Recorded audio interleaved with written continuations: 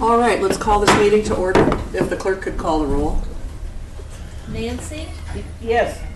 Mark? Kurt? Here. Cindy? Here. Bob? Here. Jay? John? Here. And we have a quorum. If you all could please stand for the voluntary Pledge of Allegiance. I pledge allegiance to the flag of the United States of America and to the republic for which it stands, one nation, under God, indivisible, with liberty and justice for all.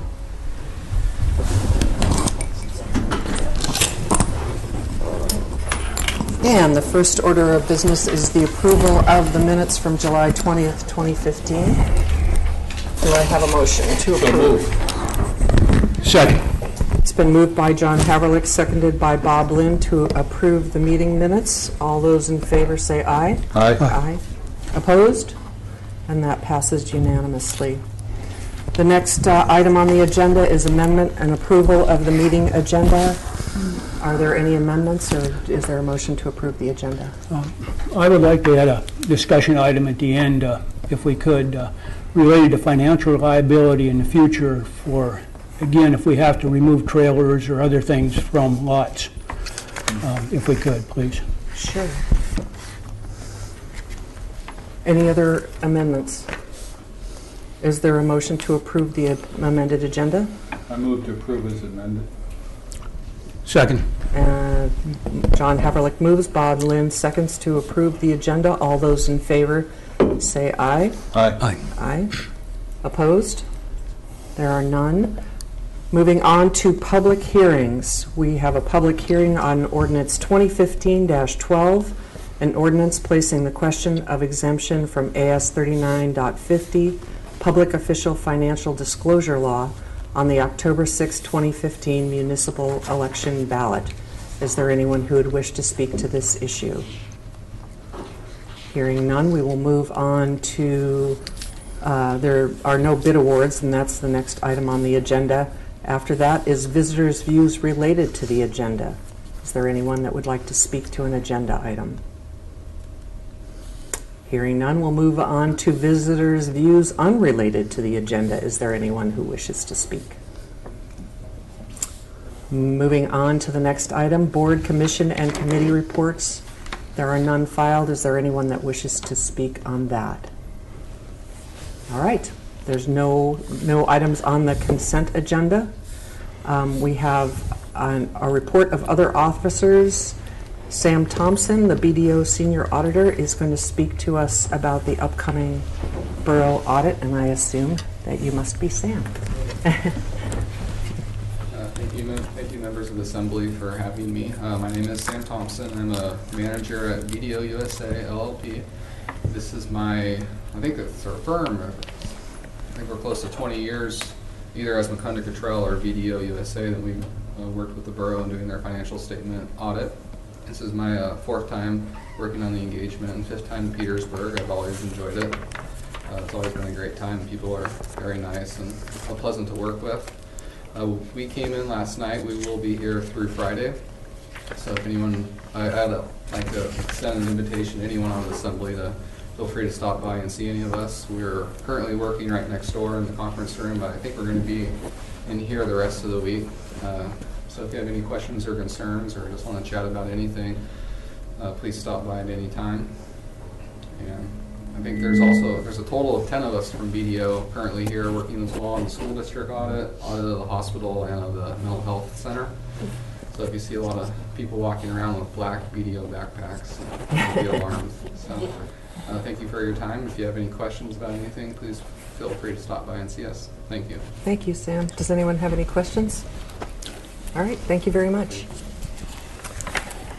The next item on the agenda is the mayor's report, and there are just a couple things to report. The very first one may be the most important one, the draft comprehensive plan and the waterfront master plan. A new draft comprehensive plan and waterfront master plan can be viewed or downloaded by going to the borough's webpage at www.petersburgak.gov and clicking on the link The revised comment deadline is now August 15th, 2015. And if you feel overwhelmed by the whole comprehensive plan, focus on an item that is of importance to you, but we definitely want feedback from the public on what they see as the future for Petersburg. So I would encourage folks to definitely look that over and get their comments into the borough. The next item is the Southeast Conference Annual Meeting. I will be attending Southeast Conference Annual Meeting September 15th through 17th, and actually I think my travel is a few days on either end of that because it's in Prince Rupert, and thanks to the changes in the ferry system, the travel is not as easy as it has been to get to Southeast Conference in the past. And ferry issues are definitely one thing I will be paying attention to at the meeting. The Transboundary Partnership meeting is happening this week in Juneau. Lieutenant Governor Malott extended an invitation to Petersburg and to other communities in Southeast Alaska to attend an August 6, 2015 meeting regarding transboundary water quality and environmental integrity issues. And this is sort of an outgrowth of Mount Poly mine disaster and some of the other things that are happening with mining in Canada and concern for our water quality and the integrity of our fisheries. So I will be attending for the mayor, who is out fishing right now. And I've already gotten some requests from some organizations in Juneau who want to speak to some of those issues, and also have asked that I know the Sitka mayor has been asked to sit in, and myself and maybe some other folks as well. And the final item is seeking letters of interest. The Petersburg Planning and Zoning Commission is seeking letters of interest for one vacant seat. Interested parties must be registered borough voters and must have resided in the borough for a period of 1 year prior to taking office. The appointee will serve until October 6th, so it's a short time commitment, until the October 6th municipal election. And then Petersburg's Historical Preservation Committee has a vacancy for an architect or an at-large member, and that appointee would serve until December 31st of 2015.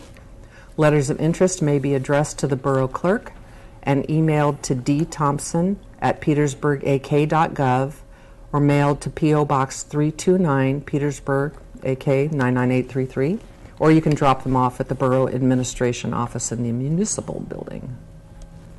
And that concludes the mayor's report, and we go on to the manager's report. Yeah, I just wanted to put in a plug for the long-range plan. I really wasn't in favor of it because of the cost mainly, but I've had a chance to read through it all, and it's extremely well done. I think it's going to be a nice basis as a planning document for a lot of our future decisions, and it gives us some good guidance. I was pleasantly surprised, and I only found one chart that didn't go with the narrative. It just seemed opposite, but other than that, I think it's very, very well done, and it is.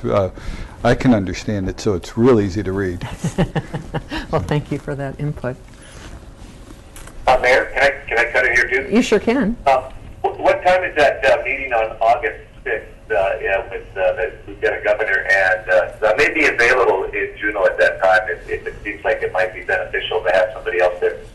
You know, I don't know what the protocol is. It was an invitation-only meeting, and Steve's nodding his head. So, go ahead. It was an invitation for one attendee, and it's from 8:30 to 4:30. Did you hear that, Kurt? Okay, yeah, only one attending. Okay, I'll let you. And it's an all-day meeting, 8:30 to 4:30. If you wanted to meet the day before, though, if you think you're going to be in town with TU and Headwaters, I'd be happy to sit in with you on that. Okay, great. Yeah, thanks. Okay, Yeah, stay in touch. Okay, sounds good. All right, anything else? And on to the manager's report. Thank you, ma'am. Preparations for the hydro shutdown to replace the needle valve assembly are pretty much ready to go. Unless something happens, we will start that tomorrow, and the hydro will be down for a couple weeks. Shouldn't affect anything. We get plenty of power coming from Tyee and Swan. This is our, Crystal Lake hydro. We had a meeting with Corey Wall of MRV the week of July 20th. He met with all the staff members. We're at the 45% mark on the police building remodel. Construction estimates at this point are coming in slightly under the initial numbers that were provided. That's going to change, we hope, for the better going down as the project matures a little bit, once we get a little farther along on the design process. One of the things that was mentioned in the conversation with Corey is there's a large contractor unknown, because contractors have reported Petersburg is a place that when they come here to work, they can't find local people to work on their projects. So they put a big dollar amount in there, assuming they'll have to import labor to work on those projects. So just a shout out to our construction groups, if this project does go through this fall and winter,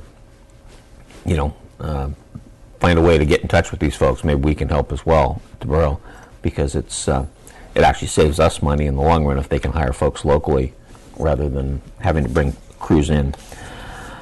We did have 4 police officer applicants visit Petersburg last week. John Dodson was hired as an officer to fill one of the 2 existing vacancies. John is an Alaska certified officer and is also certified for K-9 and DARE officer. He will report for duty in about 3 weeks. 2 other candidates have moved forward in the selection process and are in the process of scheduling polygraphs and psychological assessments. And, hopefully they'll both pass, and Kelly will have a tough decision between the 2 of them.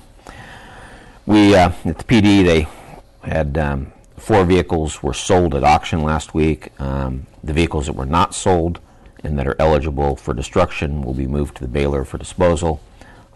Just kind of a thanks to the Public Works Department for working with the PD to make that happen. We did get an email from the Juneau Prosecutor's Office indicating, and I'll try to use their words, we should expect more cases to be dismissed under the disproportionate to resources theory due to loss of staff in their office. Basically, I read that as they don't have the staff and they will make decisions based on, even if it's a good case, if it takes a lot of work and is not significantly important, they will dismiss it. Hopefully that doesn't continue for too long, but it's a concern.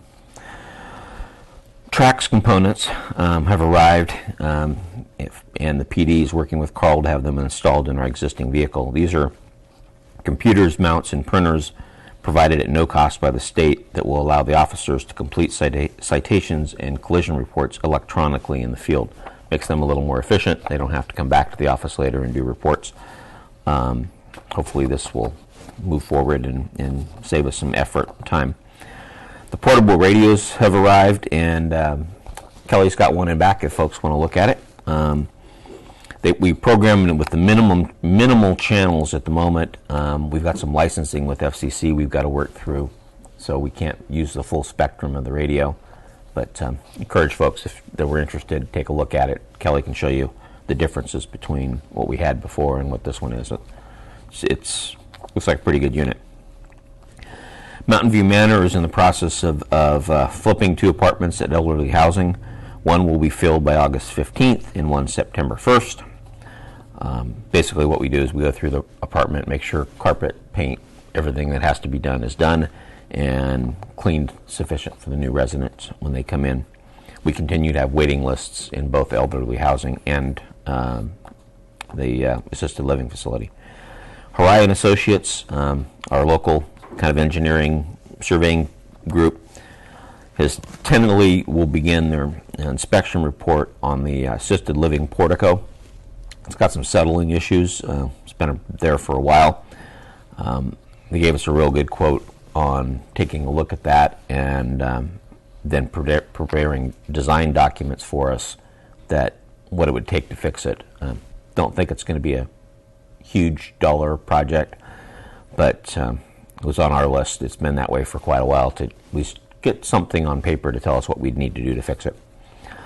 Parks and Rec has begun working on the Outlook Park bathroom so that folks don't have to use the back of the old sewer station by Jody's house. We will be working on it as time is available. Hopefully by this fall we will have this done. It's a bit of a shock for her kids to find folks taking care of business there. Columbarium will be delivered on Monday, August 10th, and hopefully installed that week. Again, kind of weather dependent. Ribbon cutting ceremony is in the works, and more details will be presented soon as we get closer to that date.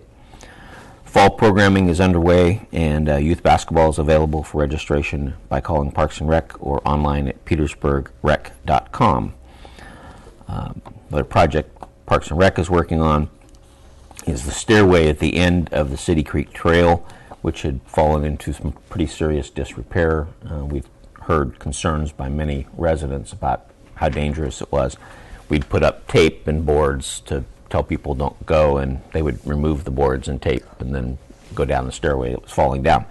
So stairway is being removed, and hopefully we'll have that done before the fall so that no one gets hurt up there. Public Works staff as well as department heads have been continuing to coordinate with Seacon to replace the residential water valve boxes on Haugen Drive as Seacon replaces those sidewalks. We'll do similar work on South Nordic when it comes up, and somewhat inconvenient for folks, but when we're done they'll have a valve box that is leaks less, more accurate, and easier for us to maintain. Public Works had to replace a failed water service line on Haugen at the airport during the week of July 27th. We used that opportunity, or they used that opportunity, when the trench was open to install additional service lines, future sprinkler piping, and various conduits in the event that expansion or needs are out there. Water plant staff is currently working to try to fix a problem with the main automated valve coming into the water plant. At this point, it looks like we'll have to replace the actuator that operates the valve to fully fix the problem. Again, we'll know more later. We did ship our landfill loader to NC Machinery in Juneau. The engine went belly up on us, so it is there in Juneau getting rebuilt. Expected back in a couple of weeks, and hopefully just like new. Seacon and Rock and Road will be continuing on the road project on Haugen related to the manhole rehabilitation and replacements kind of over the next week. Seacon and Sater have been working on the sidewalk, curb and gutter on the south side of Haugen, and Seacon has tentative plans to start milling existing asphalt surfacing sometime this week. My guess is that's probably weather dependent, but we'll see how it works. They want to be really done with Haugen Drive before they leave in the fall. Likely to not pave the bike path this year to allow it to settle over the winter. But we don't have a final answer on that at this point. PAA will be finishing up on the sidewalk, curb and gutter installations on Dolphin Street this week. Again, weather depending. Please tell them thank you. That is great work for us, and us getting sidewalks done with very little impact on us, and especially no cost. Congratulations to Sandy, who completed training and testing for an EM3 and is certified with the state of Alaska. So welcome back, and again, congratulations. Thanks to Ryan Weldy and Joe Bertignoli, who on July 15th worked with some kids and had them do some hands-on tasks related to fire and EMS as part of a summer library program. It's volunteer work in many ways for them on their other types of jobs as well as what they do. We are looking for volunteers in both fire and EMS. Sandy's working with the fire chief to see if we can get a plan together to recruit some more volunteers. So before we start drafting department heads to be EMS folks. Liz is developing schedules for the comp plan contractors visit in August. This will be one of the last opportunities to meet with the consultants prior to the plan being finalized. As Assemblymember Haverlick mentioned, comments are welcome and encouraged. They're big documents. I get it. It's hard. If you don't want to look at it online, we'll get you hard copies. We really do want people to make comments on this. Now's the time to get it right. Much harder to go back and revise things later. Appears our nuisance ordinance is becoming noticed by the public. between Liz and Joe and Community Development, we've been receiving numerous phone calls from residents regarding concerns about possible code violations in different parts of town. We're working through those to find out which are legitimate issues we should work on and which are just a conversation that should be had, and convince folks to make some changes.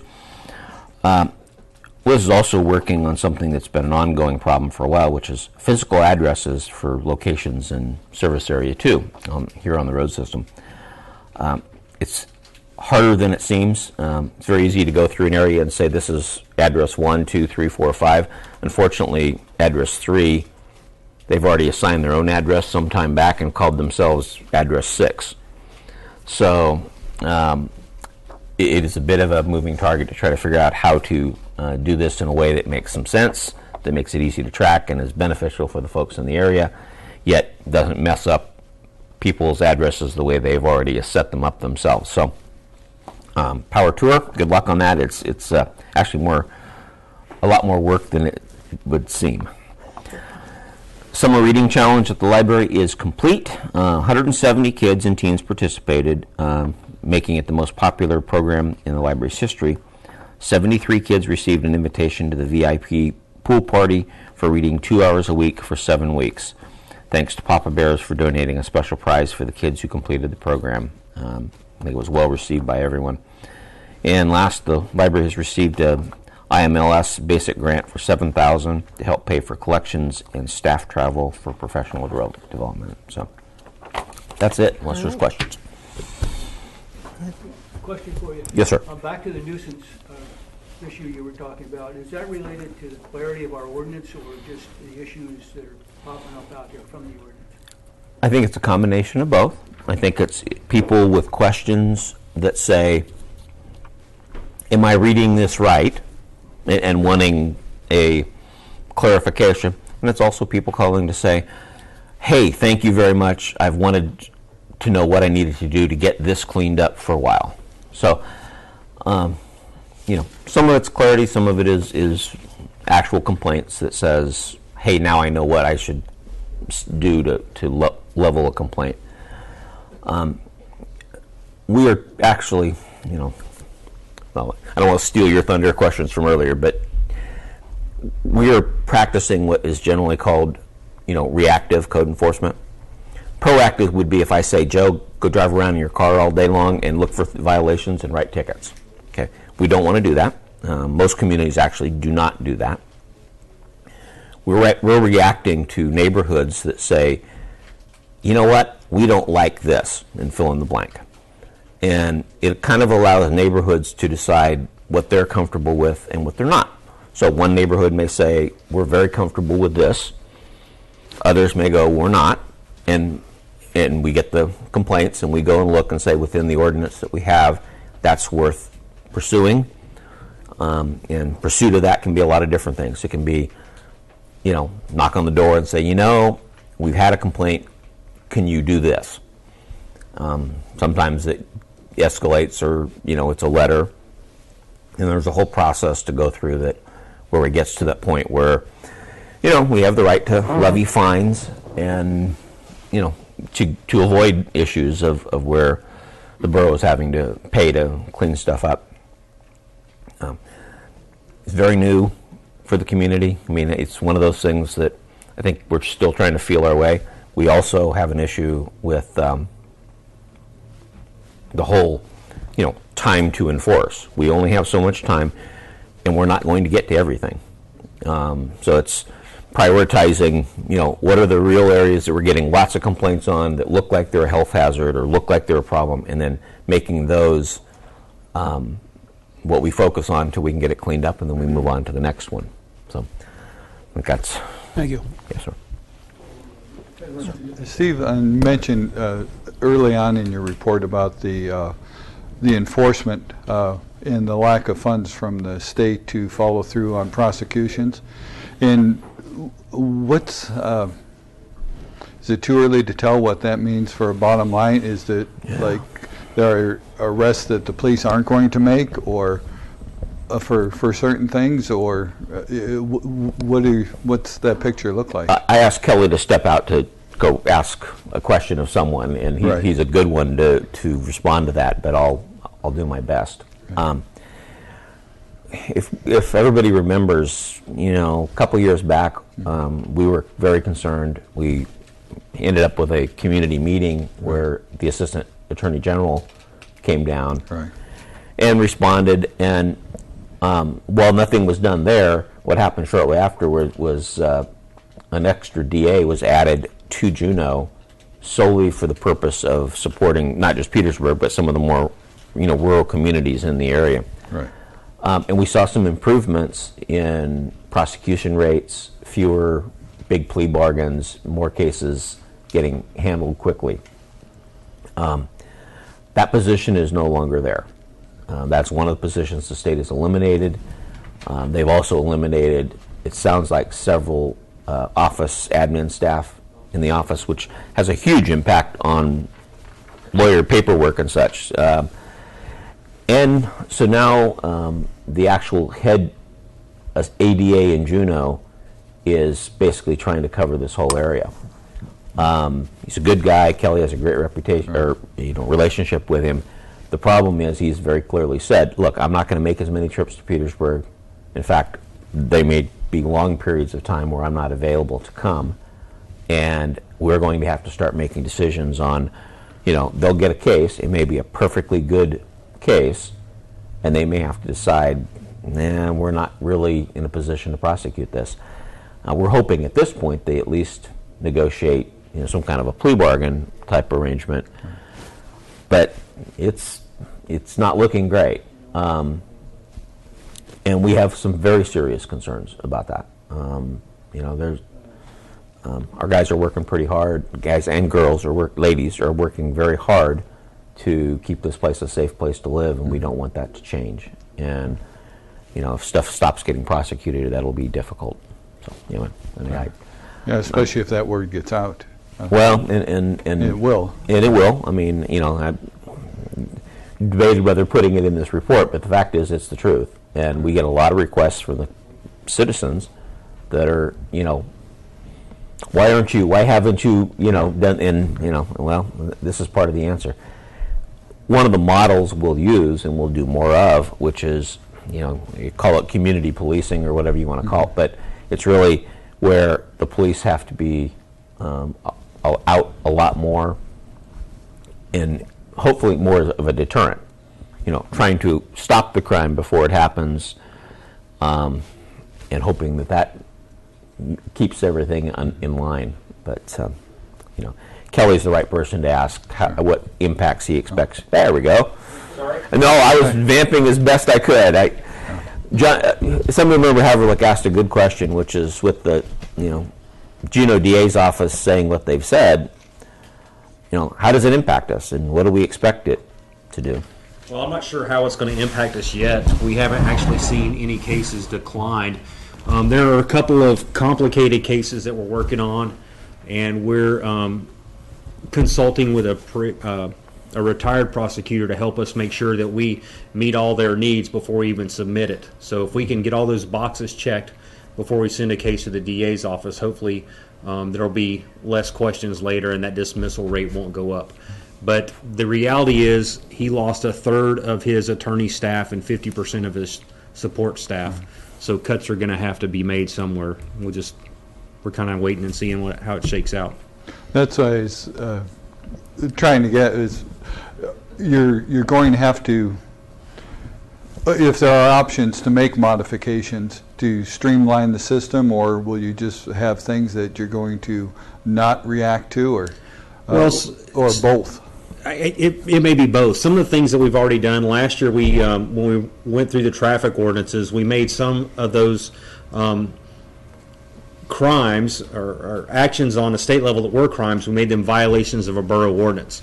So, for example, if someone gets caught driving with a revoked license, we have the options of submitting a criminal case to the DA's office, issuing them a ticket under the borough ordinance, and they just pay a fine, or going from there using discretion and not charging. But there are cases where we can just write a simple ticket, they go pay their fine at the office, and they're done with it, rather than go through that criminal process. Thank you.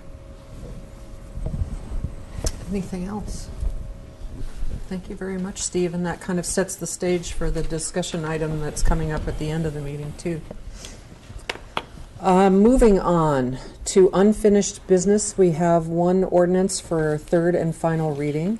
That is ordinance 2015-11, an ordinance of the Petersburg Borough adjusting the FY 2016 budget for known changes. And these are in part the boiler rebuild for Parks and Rec, the sewer upgrades for Haugen Drive, things that were discovered in the course of doing the work out there, backup computer for the SCADA system for wastewater and sanitation, water and wastewater, and water valve box purchase. And I will entertain a motion on that ordinance. Second. It's been moved by Nancy Strand and seconded by John Haverlick that we adopt ordinance 2015-12. Is there any discussion? Hearing none, will the clerk call the roll? Nancy. Yes. Bob. Yes. John. Yes. Kurt. Yes. Cindy. Yes. And that ordinance passes unanimously. Moving on to new business. There is nothing filed. Communications. Does anyone have any communications to report? Is something not showing on my agenda? The ordinance for second reading on. I'm sorry, I did miss that one. We also have an ordinance for second reading, and that is ordinance 2015-12, an ordinance placing the question of exemption from AS 39.50 Public Official Financial Disclosure Law on the October 6, 2015 municipal election ballot. And this is the APOC filing that has come up to a vote before. The Assembly wishes to place this question on the October 6th ballot because it resulted in some Petersburg residents' unwillingness to run for a seat on the Assembly, the School Board, or Planning and Zoning Commission. The purpose of the Public Official Financial Disclosure Law is to prevent an individual from using a public position for financial gain. Assembly members are expected to recuse themselves from any vote in which they may have a financial interest, and our borough charter does not allow a public official to hold a paid borough position during their elected tenure and for a year afterward, and outlines a recall procedure for citizens to use if needed. May I have, I'll entertain a... So moved. Second. It's been moved by John Haverlick, seconded by Bob Lynn, that we adopt ordinance 2015-12 in its second reading. Is there any more discussion on that? Hearing none, will the clerk call the roll? Cindy. Yes. John. Yes. Nancy. Yes. Kurt. Kurt. Yes. Bob. Yes. And that ordinance passes. And thank you for the heads up on that. On to new business. And I do not see any new business listed on the agenda. Communications. Are there any communications to report? And that moves us up to Assembly discussion items. And the first order of business under that is recognitions. Does anyone have any recognitions they would like to make? I actually have, oh, yes, go ahead. I just wanted to publicly thank the Assembly for supporting the portable project that kicks off our overall radio project. These new units are great. They're working out fantastically for police and fire, and we've already noticed increased quality in our transmissions and receptions. Some of the dead spots are no longer dead, so we're moving forward. Thank you. All right, thank you. And I had one item that I wanted to bring forward, and that is to thank Joe Sykes, who is the intern at KFSK Radio, for his series on the cannery workers, the Cannery Tales. And if that isn't something that you've heard, I suggest you go to their website and click on the links and listen to some of those stories. Folks that you may not have a chance to meet in any other context, but it's a nice, gives a nice background to folks who come to our community are here for a short time, but certainly make the economic engine of Petersburg run. So thank you very much, Joe, for that report, and I've been very entertained listening to him on the radio. All right. And then the next discussion item is the Neighborhood Watch Crime Stoppers program, and John Haverlick wanted to speak to this. Thank you. The reason I wanted to talk about this is, as we mentioned earlier, because of some of the cuts that are coming around, and it's something I've had experience with when I lived in Fairbanks, and it was really successful. And I've talked with the chief about starting a Crime Stoppers program, and I thought it'd be a nice way to combine both programs. One, the Neighborhood Watch program gives the citizenry a lot of power and ability to, at no cost to the assembly or the borough, to just sort of watch over their own neighborhood and make decisions and protect each other.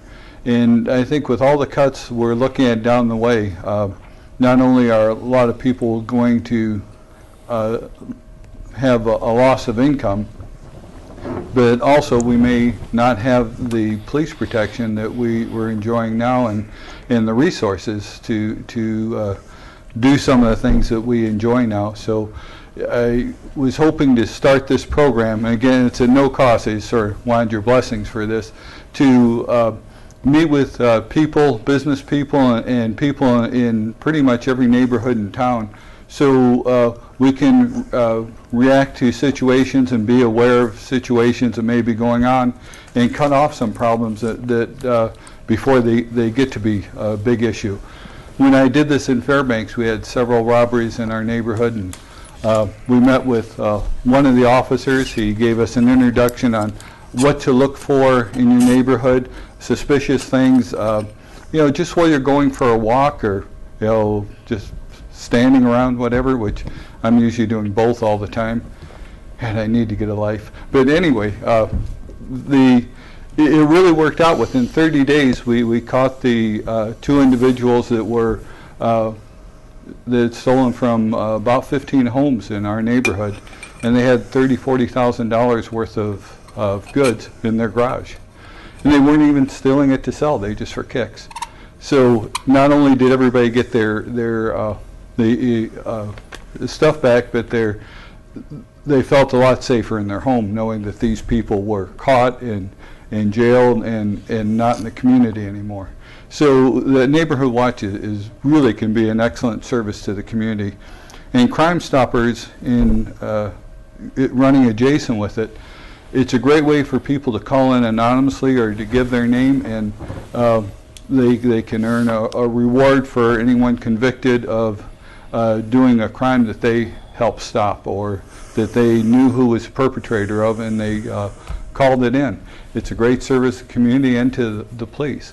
So I think I'd like to with your permission, try to get both of these going in sort of one unit, and just meet at my house or somewhere, maybe once a quarter with people, do some training, and then hopefully get the community as one organized effort to make sure that crime in Petersburg is not only slowing down, but hopefully stopped. In small town, we usually know who's doing things. I know when I was principal in the high school, most of the high school kids knew knew all the drug dealers and who was selling booze and things like that, and they were more than willing to tell you if you were going to do something about it. So I know the same works with the adults in town. So I have high hopes for this, and I think the timing's good for it. Go ahead. Question, John, are you thinking just in town or out the road, or what you're thinking at this point? Well, I'd like to reach anybody who'd be interested. So both, Bob. Okay. Again, it mainly depends on who would volunteer, and like I said, meet maybe once every 3 months. First for about an hour training, and then just to touch bases and set up an organizational network where people can call one another and support each other. I was also involved in that in a couple other communities, and it does work. Oh, yeah. It takes a lot of volunteers Yeah. to do it. Yeah, and the more volunteers, the more effective it is. So that was the other reason I was trying to get as much exposure, by presenting it here too. Well, and I don't know that it needs a vote of the assembly. It's a private effort, but No. I would personally be in favor of that kind of effort. And I know that the Share Coalition is working with the Crime Stoppers program and actually has a seed pot of money to help with that. So I think that would be a very beneficial thing. Yeah. Okay, yeah, I just, basically, if there weren't any objections, I'd like to go get it going. Sounds good. Okay, thank you. Thank you very much. We have one final item on our agenda, and that is the item that Bob Lynn asked to add at the beginning of the meeting about financial liability for cleanup, as in when we foreclosed on the 2 properties recently, and I will turn it over to Bob. After John asked the question last time of whether or not we could have some remuneration from the people who were involved and so forth, and I got to thinking about it, and essentially to me that's a write-off on this one. And then Jay asked the question, is how often does it occur? And I think we said this is the first time in a long time. But as I got to thinking about it, I'm not sure we don't have 2 sets of standards out there. And the standards as I see it is if I owned a home and I let somebody else here in town use it and they trashed it, and then I was refused to pick it up, you would take my property away, essentially. Just let me finish. On the other hand, if I own a lot and I have trailers, there's a different situation, a different liability there. And I guess my question I've been running through in my own mind is, what we're doing, are we treating everybody the same, essentially? And I guess where I'm coming at, and back to the manager, is that I really think that we need to look at some options, because I don't think that the people in the borough should have to pay for that kind of a situation, whether we have 1 case or 0 cases. But I think that ought to be equitable, whatever we're doing, And I would ask that we take a look at that maybe this winter and see if there's some way we should be doing it, or are we being equitable? And I'm not arguing whether we are or aren't, but I got the question in my mind, and I've been asked that question. I can answer some of that. I'm still not sure I exactly understand your question, so I'll say that in advance. Well, you start with the 2 trailers. Those were both foreclosures. I suppose we could have chosen not to foreclose on them. The problem with that is it's kind of like a lot of things. If you stop writing speeding tickets, not everybody, many people will decide, hey, guess what? I don't have to follow the speed limit anymore. Kind of works that way with foreclosures. If you don't foreclose on property when they don't pay their taxes, there are a large number of people who will just stop paying their taxes. So I would not recommend that is a solution, that we stop foreclosing. That's what prompted this latest event. Those 2 trailers, the folks who owned the trailers, not the land, and trust me, there's a difference. We had to go round and round with our attorney because of state statutes deal with real property much better than they do with the trailer issue. So we went through that process. We foreclosed on them.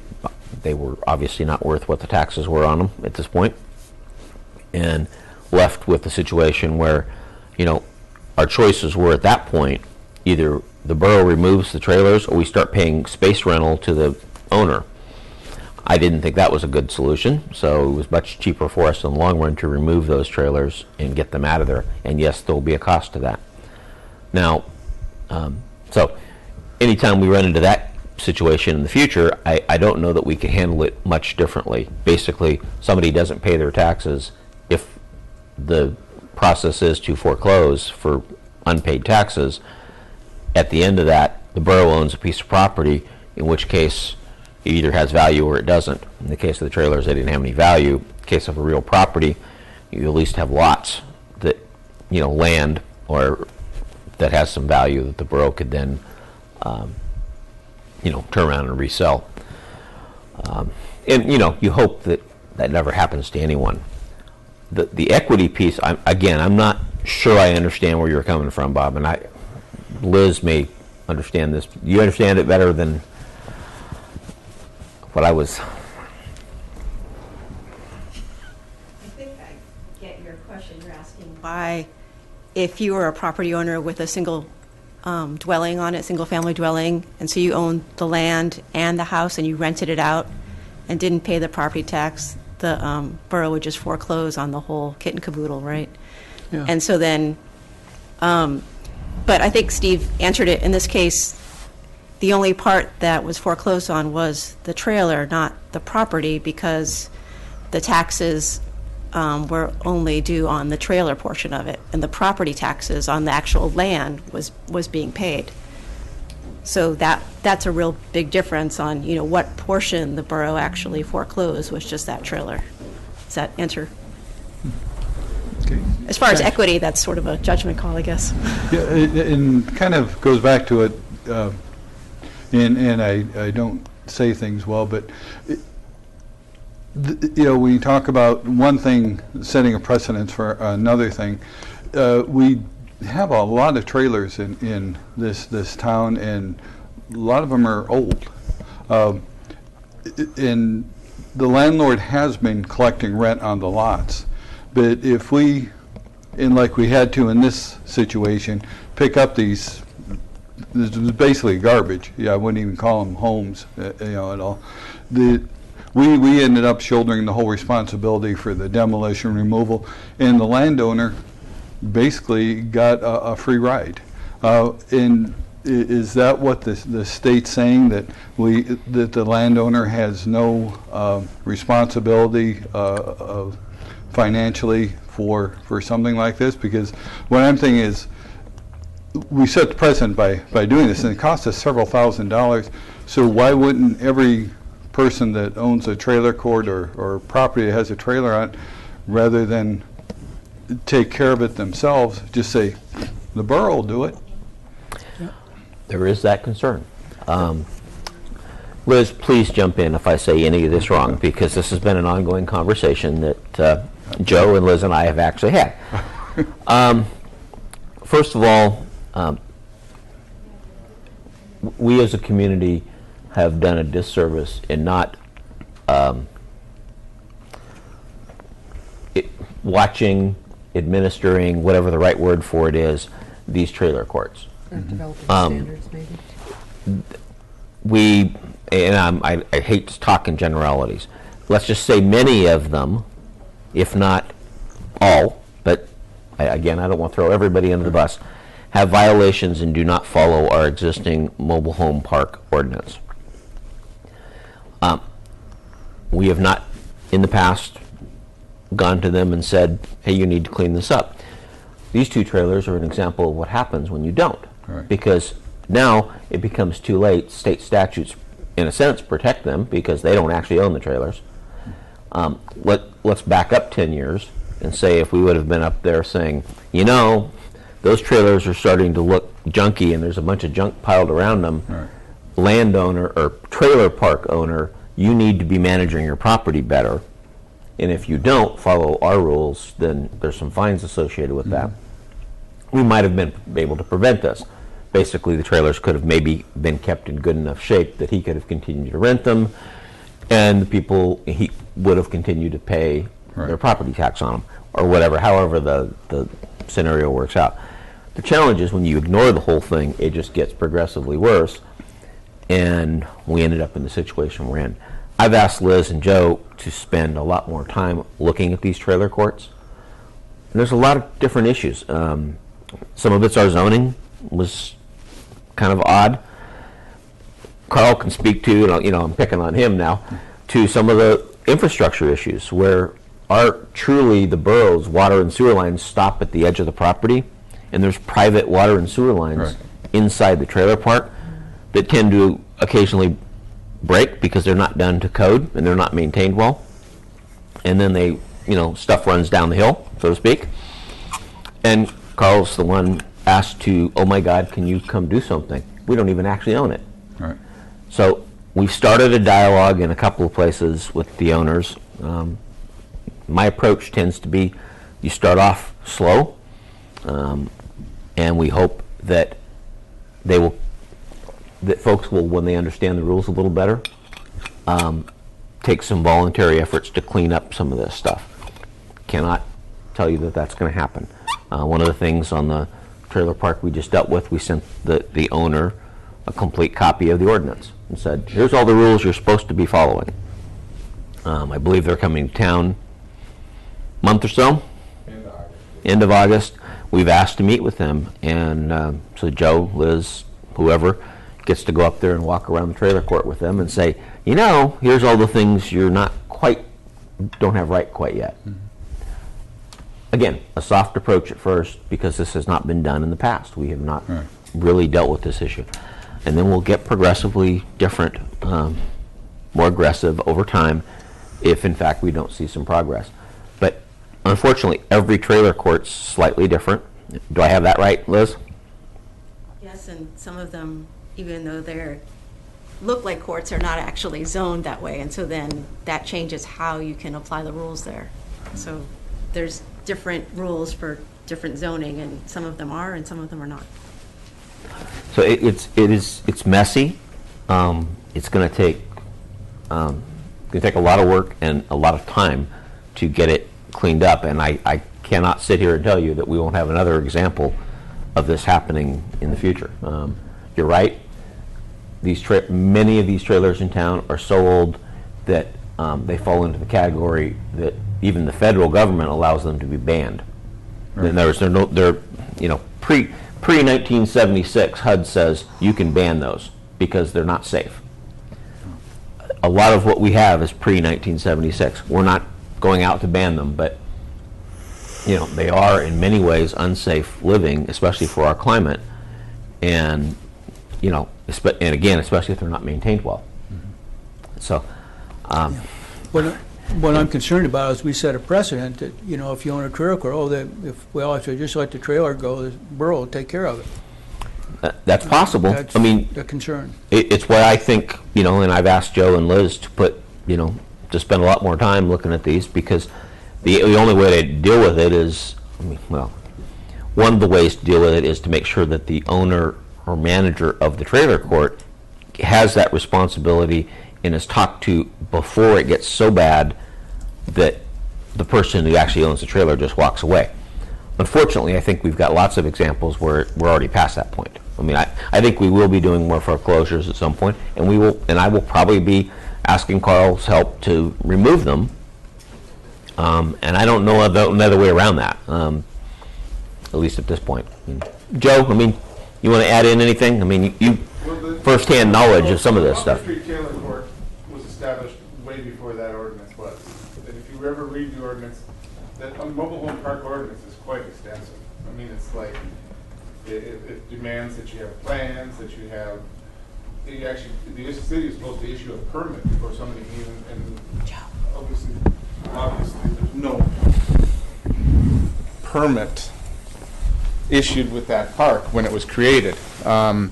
So then we go right back to the beginning. Can we enforce all? Are we going to pick and choose which sections of that ordinance we enforce? And some of them are unenforceable right at the moment until we start from square one with somebody. And I agree with the manager. Start soft and then kind of don't come down with the sledgehammer right away. Start, ease your way into things we can fix. We can fix some spacing. That it says those trailers are supposed to be 20 feet apart. Is that going to be possible?